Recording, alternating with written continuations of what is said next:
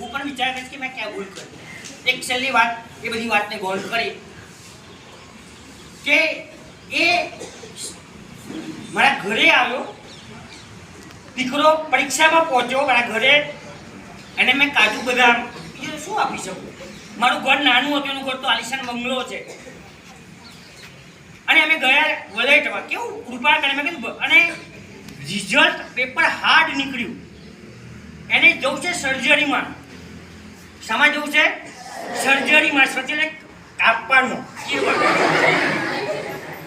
ચીરવાનું કામ. ગયા વખતે એને પ્રવેશ ના મળ્યો.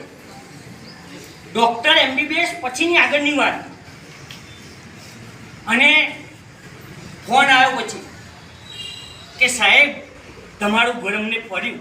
મેં કહ્યું શું થયું? સારી એવી રેન્ક એ મેળવી લીધી છે ને એને જોઈએ છે મેં એડમિશન મળી જશે. હજુ એડમિશન ફાઇનલ નથી લે પણ થઈ જશે.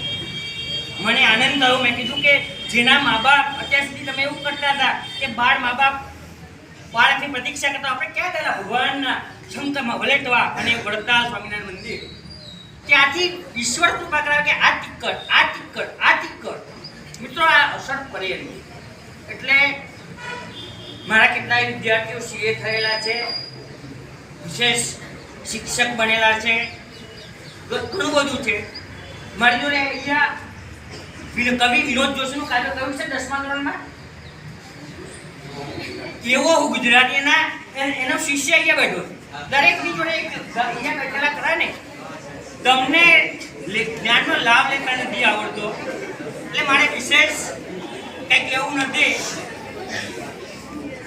પણ હોય ટીમે ત્યાં ટમટમતું એક ફાનસ થઈએ, હોય ટીમે ત્યાં ટમટમતું એક ફાનસ થઈએ. માણસનો અવતાર મળ્યો છે, માણસ